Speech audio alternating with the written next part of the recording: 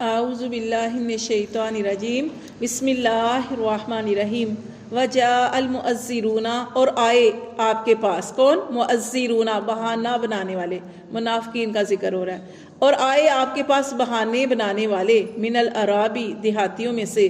لیوزنا، کیا بہانہ بنا رہے ہیں کہ آپ اجازت دے دیں لہم ان کو، وقعد الذین، اور وہ بیٹھ رہے، اجازت لے لی نبی پاک صلی اللہ علیہ وسلم نے کیا کرنا تھا،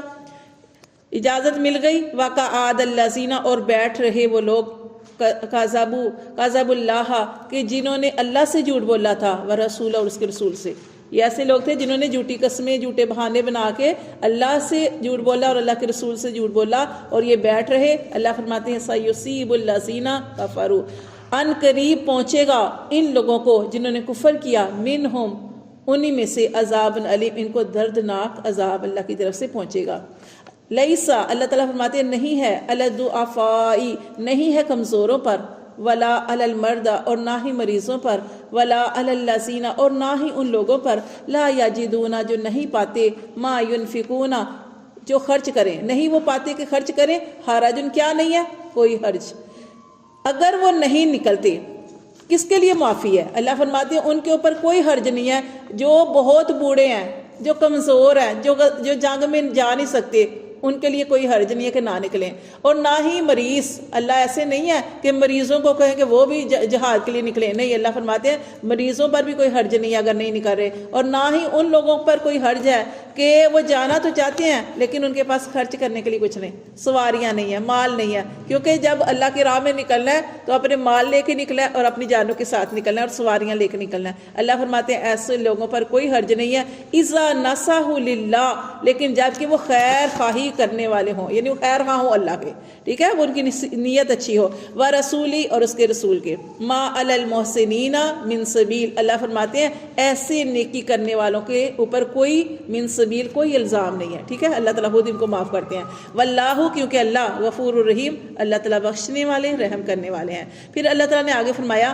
ولا علی الذین، اور نہ ہی ان لوگوں پر، اذا، جب، ما آتوک، وہ تیرے پاس آتے ہیں، کس کے پاس؟ کچھ ایسے لوگ ہیں کہ جہاد میں جانا چاہتے ہیں، جنگ میں جانا چاہتے ہیں، غزوے میں جانا چاہتے ہیں، اور وہ نبی پاک صلی اللہ علیہ وسلم کے پاس آتے ہیں، کیا کہتے ہیں؟ لِتَحْمِلَهُمْ، کہ تو ان کو سوار کروائے، کہ ان کے پاس سواری نہیں ہے، وہ جانا چاہتے ہیں، ان کے پاس سواری نہیں ہے، وہ آپ کے پاس آتے ہیں کہ اللہ کے رسول ہمیں سواری دے، ہم بھی جانا چاہتے ہیں، وہ اس لیے آپ کے پاس آتے ہیں تاکہ تو سوار کروائے۔ قُلْتَ، تو آپ صلی اللہ علیہ وسلم کہتے ہیں لا اجدو، میں نہیں پاتا، ما احملکم، کہ میں تمہیں سوار کراؤں علیہ، اس پر۔ آپ نے فرمایا میرے پاس تو ہے نہیں، میں کہاں سے دوں کہ میں تمہیں سواری دوں اور تم اس پر سوار ہو، جو میرے پاس نہیں ہے۔ تولوا، اللہ فرماتے ہیں وہ پھر جاتے ہیں، وَأَعْيُنُهُمْ، اور ان کی آنکھیں، تفیض، وہ بہتی ہیں، من الدم، آنسوؤں سے، حزناً، افسوس سے، وہ جانا چاہتے ہیں لیکن ان کے پاس جانے کا سامان نہیں ہے، سواری نہیں ہے، ان کے پاس مال نہیں ہے، وہ آپ کے پاس آتے ہیں اور کہتے ہیں اللہ کے رسول ہمیں سواری دیں، آپ فرماتے ہیں میرے پاس بھی سواری نہیں ہے، تو وہ جب وہ واپس جاتے ہیں آپ کی محفل سے تو ان کی آنکھوں سے آنسو بہتے ہیں، اور غم کی وجہ سے، افسوس کی وجہ سے کہ ہم نہیں جا سکے۔ کیوں؟ اللہ یاجدو، کہ وہ نہیں پاتے، ما ينفقون، اس وجہ سے وہ رو رہے ہیں، غم کر رہے ہیں کہ وہ نہیں پاتے جو وہ خرچ کریں۔ پھر آگے یہ بتایا گیا کہ اللہ کن سے مواخذہ کرے گا؟ اللہ فرماتے انما السبیل، بے شک مواخذہ ہوگا ان سے، الزام ہوگا ان کے اوپر، علی الذین، ان لوگوں پر، یستاذنونک، وہ آپ سے رخصت مانگتے ہیں، وہم اغنیاء، اور وہ غنی ہیں،